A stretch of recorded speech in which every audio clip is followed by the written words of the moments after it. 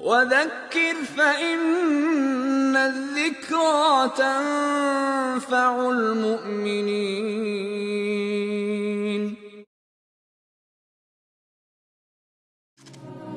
So the Ottoman Empire, may Allah reward them, did an amazing job in establishing Islam. However, it wasn't just this. Many of us already know about this. We know that they conquered Constantinople. But as I said, there's much that we don't know. For example, many of us aren't aware of the time that Muhammad al-Fatih, rahimahullah, fought against Dracula. You've heard of Dracula before? When I say Dracula, you're probably thinking of a vampire. And you're saying, yeah, Musa, you're telling me that Muhammad al-Fatih fought a vampire? What's next? He fought Superman? No. Dracula was a real man. There was a real man named Dracula. And he ruled over the southern part of the country of what we call today Romania. Now, Muhammad al-Fatih, rahimahullah, as he began to advance into Eastern Europe, for example, Bosnia, Serbia, Hungary, all of these lands, the people of Wallachia, of southern Romania, they wanted to fight against the Ottomans. However, they were very weak, and so they had to make a peace deal with him.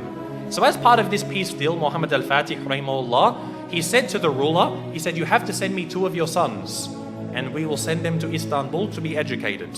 So he sent his 2 sons. One was named Vlad, and one was named Radu. Now Vlad is the one who we know as Dracula, because the word Dracula, it means son of Dracul, which was the name of his father. Dracul, it means shaitan, it means a devil. So he's the son of Shaitan, and this is actually quite relevant. It's rather fitting when you hear about this man. What happened was, they went to Constantinople, they studied about Islam, and his brother actually became Muslim. So the brother of Dracula, Radu, became a Muslim. He memorized the Quran, he studied so much, and even Dracula studied the Quran even though he wasn't a Muslim. He spoke Arabic, he spoke Persian, he spoke Turkish, and of course Romanian and other languages. And later on, he was sent back to his country, Radu remained, and he became the ruler of his country. Because the Ottomans realized they can't send a Muslim to rule over the country because they're Christians. They wanted to send Vlad, Dracula, so that they could get him there and then defeat him in a war, and they would rule the country.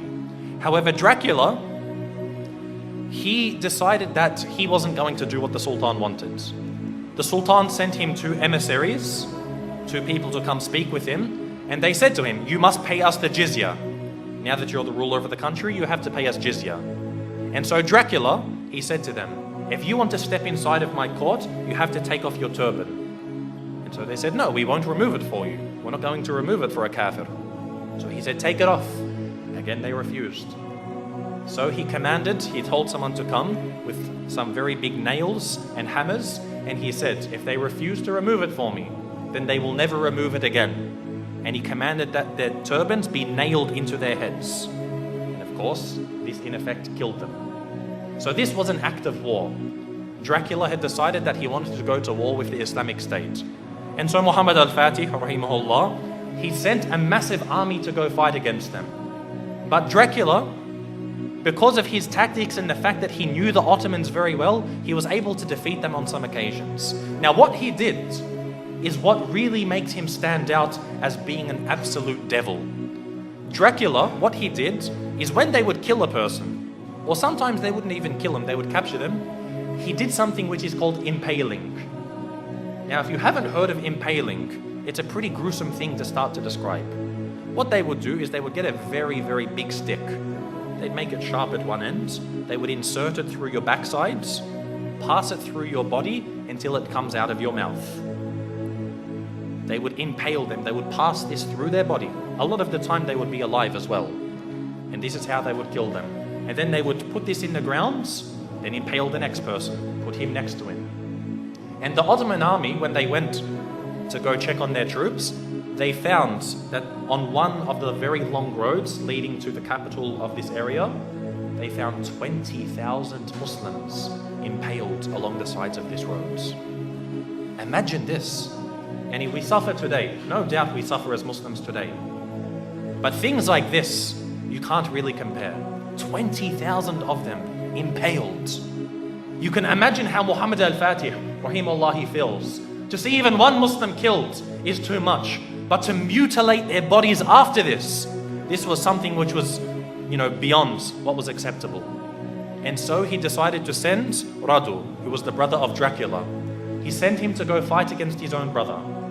And eventually Radu, rahimahullah, he was able to actually eventually catch up with his brother. This is after he commits so many more atrocities. Even the Christians, they started to back off from him. Because what happened was he, being Romanian, he was Orthodox, he wasn't Catholic. But he actually said to the Pope, he said, if you give me some more troops, I'll become a Catholic for you. Anything you want, I'll change my religion for you.